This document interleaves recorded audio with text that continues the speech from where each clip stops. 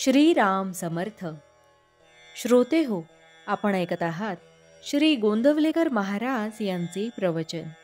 भगवंताचा आनंद हा निरुपाधिक असतो. प्रत्येक मनुष्याची प्रवृत्ती भगवंताकडे जाण्याची असते, कारण त्याला आनंद हवा असतो. मनुष्याला आनंदाशिवाय जगता येत नाही. पण सध्याचा आपला आनंद हा नुसता आशेचा आनंद आहे. तो काही खरा आनंद नाही. उद्या सुख मिळेल या आशेवर आपण जगतो, पण ते सुख क्वचितच मिळते. ज्या आनंदातून दुःख निघत नाही तोच खरा आनंद. जगण्यामध्ये काहीतरी आनंद असला पाहिजे. जगणे जर आनंददायक आहे तर मग आपल्याला दुःख का होते? वास्तविक आपण कशाकरिता काय करतो हेच विसरतो. म्हणजे मनुष्य जगतो आनंदासाठी, पण करतो मात्र दुःख. दारूचा आनंद हा दारूची धुंदी आहे तोपर्यंतच असतो. त्याचप्रमाणे विषयापासून होणारा आनंद तो विषय भोगीत असेपर्यंतच टिकतो. दृश्य वस्तू ही सत्य नसल्यामुळे ती अशाश्वत असते. अर्थात तिच्यापासून मिळणारा आनंद हा देखील अशाश्वत असतो. आपण जगामध्ये व्याप वाढवतो, तो आनंदासाठीच वाढवतो. पण भगवंताच्या व्यतिरिक्त असणारा आनंद हा कारणावर अवलंबून असल्याने ती कारणे नाहीशी झाली की तो आनंद पण मावळतो. यासाठी तो आनंद अशाश्वत होय. म्हणून खरा आनंद कुठे मिळतो ते पाहावे. खरा आनंद दृश्य वस्तूंमध्ये नसून वस्तूंच्या पलीकडे आहे. चिरकाळ टिकणारा आनंद वस्तूरहितच असतो. म्हणून आनंदासाठी वस्तूच्या मागे लागणे बरोबर नाही. विषयाचा आनंद परावलंबी असतो, तर भगवंताचा आनंद निरुपाधिक असतो. स्वानंद स्मरणाव्यतिरिक्त जे स्फुरण तोच विषय समजावा. खरी आनंदी वृत्ती हीच दसरा दिवाळीची खूण आहे. हास्य हे आनंदाचे व्यक्त स्वरूप आहे. कोणतीही वस्तू अस्तित्वात नसताना होणारा जो आनंद तेच परमात्म्याचे व्यक्त स्वरूप आहे.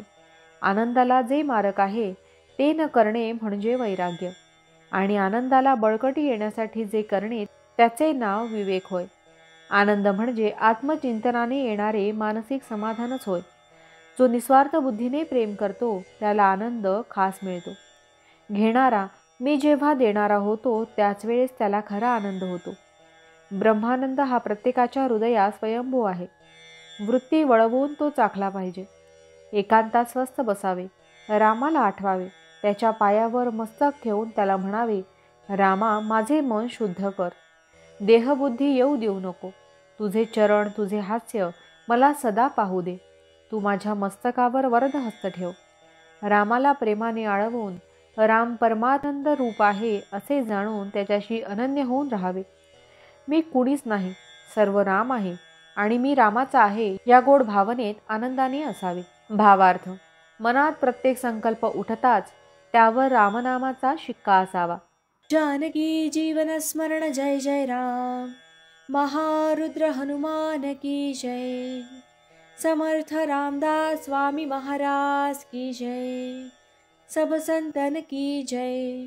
श्री अनंत कोटि ब्रह्मांड नायक राजाधिराज सच्चिदानंद सद्गुरु श्री ब्रह्म चैतन्य महाराज की जय.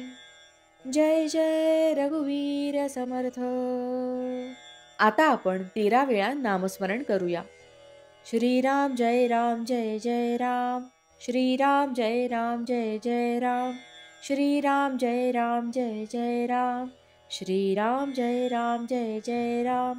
श्रीराम जय राम जय जय राम. श्रीराम जय राम जय जय राम. श्रीराम जय राम जय जय राम. श्रीराम जय राम जय जय राम. श्रीराम जय राम जय जय राम. श्रीराम जय राम जय जय राम. श्रीराम जय राम जय जय राम. श्रीराम जय राम जय जय राम. श्रीराम जय राम जय जय राम. जय श्रीराम.